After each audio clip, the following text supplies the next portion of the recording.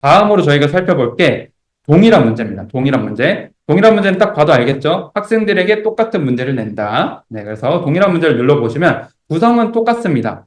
그래서 오늘은 초등학교 과학 문제를 낼게요. 그 다음에 자석과 물체 사이에 작용하는 힘이라는 소단원을 가지고 아이들한테 문제를 낼 건데 문제의 난이도는 상을 없애겠습니다. 상을 없애고 중을 50% 정도 하고 하를 50% 정도 하고 그래서 합계가 100만 되면 됩니다. 그래서 이렇게 내가 문제를 낼 건데 평가명은 3월 20일 오늘의 미션 2로 네, 한번 내보도록 하겠습니다. 왜냐하면 학생들이 문제 풀려고 하면 좀 어려워하니까 좀 가벼운 느낌으로 갑니다. 자, 그래서 이것도 모든 학생에게 내보도록 하겠습니다. 자, 근데 여기 하나 더 있죠. 물론 예약은 똑같이 할 수 있는데 문제를 미리 볼 수가 있습니다. 그래서 동일한 문제는 선생님께서 내기 전에 어떤 문제가 나가는지 확인할 수 있다라는 겁니다. 그래서 문제물이 미리 보기를 누르게 되면 중난이도를 추천을 받았네요. 아, 근데 내가 이 문제는 아이들이 어려워할 것 같아. 다른 문제를 추천을 받을 수가 있고요.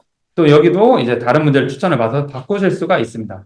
네, 이렇게 선생님께서 원하시는 난이도의 문제 또한 우리 반에게 적절할 거라고 판단되는 문제를 선택을 해주시고 받으시면 이제 문제가 저장이 되는 겁니다. 그래서 그 다음에 배부를 하게 되면 선생님께서 최종적으로 봤던 그 문제들이 아이들한테 동일하게 배부가 됩니다. 그래서 배부를 해볼게요. 똑같이 지금 배부가 됐는데 동일한 문제가 나갔다라는 걸 알 수가 있고 학생이 참여하는 방식은 나의 학습 현황에 들어오면 또 이렇게 들어와 있습니다.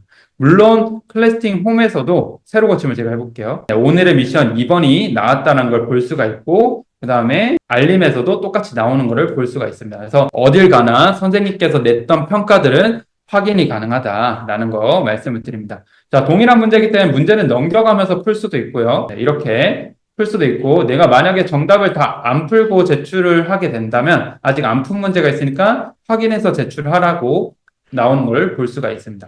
자, 이렇게 제출 한번 해보도록 하겠습니다. 네, 다 틀렸습니다. 네. 이거는 제가 시간 관계상 선생님께서 이런 기능이다라는 걸 알려드리기 위해서 했다라고 생각을 해주시면 좋을 것 같고요. 자, 선생님께서 이제 이 동일한 문제는 또 활용할 수 있는 부분들이 있겠죠.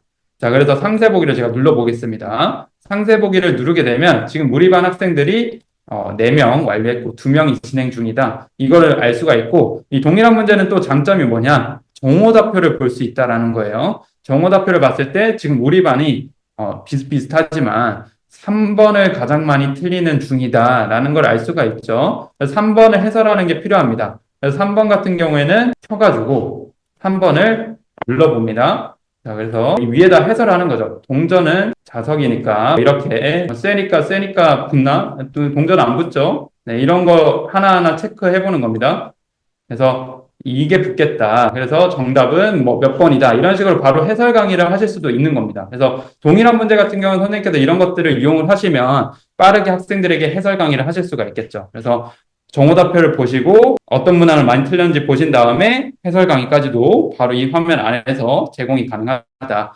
물론 이 동일한 문제도 오답 다시 풀기를 배부한다든가 아니면 평가했던 시험지를 다른 반에 똑같이 낼 수 있는 복사하는 기능들도 같이 제공이 된다라는 거 기억해 주시면 좋을 것 같습니다. 그래서 대부분 비슷한데 이 동일한 문제 같은 경우에는 선생님께서 이런 난이도를 지정을 한다든가 또한 어떤 문제가 나갈 건지 먼저 선택을 할 수 있다라는 거, 그 다음에 정오답표에서는 어떤 문항을 많이 틀렸는지를 빠르게 확인할 수 있다라는 게 차별점이다라고 생각을 해주시면 좋을 것 같습니다. 제가 학년을 한번 잠깐만 바꿔볼게요. 고등학교 같은 경우에는 여기에 모의고사가 나옵니다. 모의고사. 그래서 모의고사를 이렇게 몇 년도 모의고사를 아이들한테 낼 건지 선택을 해서 문제를 내실 수도 있으니까 이것도 만약에 고등학교 같은 경우는 활용을 해보시면 좋을 것 같다라는 생각이 듭니다.